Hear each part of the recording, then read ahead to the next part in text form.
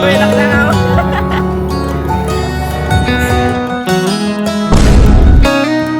So what's up mga kasaka, andito na nga po pala tayo ngayon sa kakilala naming makeup artist para pa-makeup na po natin si Bunso.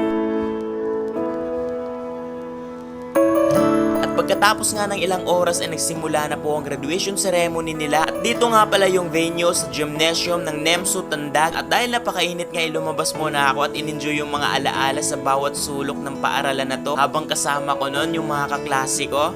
Grabe, sobrang nakakamiss. Kamusta na kaya yung mga kaklase ko, mga kabatchmate ko? Tara, reunion na tayo. Kasi sa mga di po nakakaalam, dito nga po pala ako nag-senior high school at nagtapos ng kolehiyo sa NEMSU Tandag na dating SDSSU.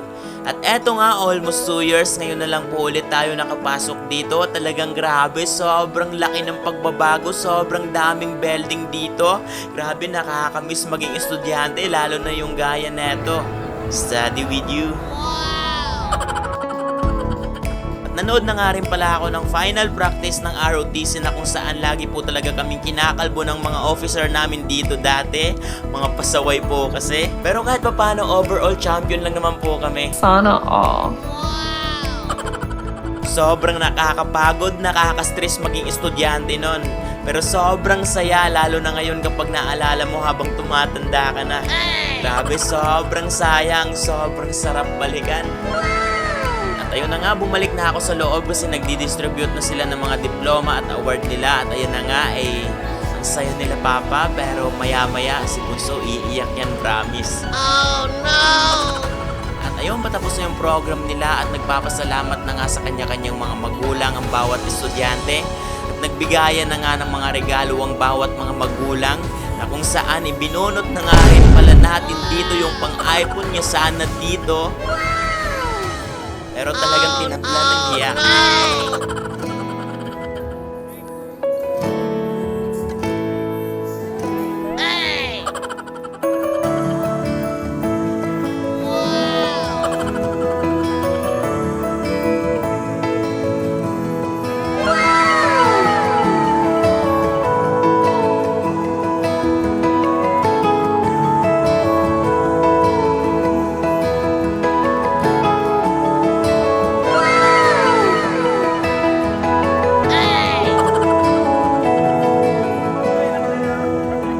Grabe, dito ko lang siya first time nakitang umiyak sa amin ng harapan. Talagang dama mo yung bawat pagpatak ng luha niya kung ano yung mga paghihirap niyang kinayang lagpasan.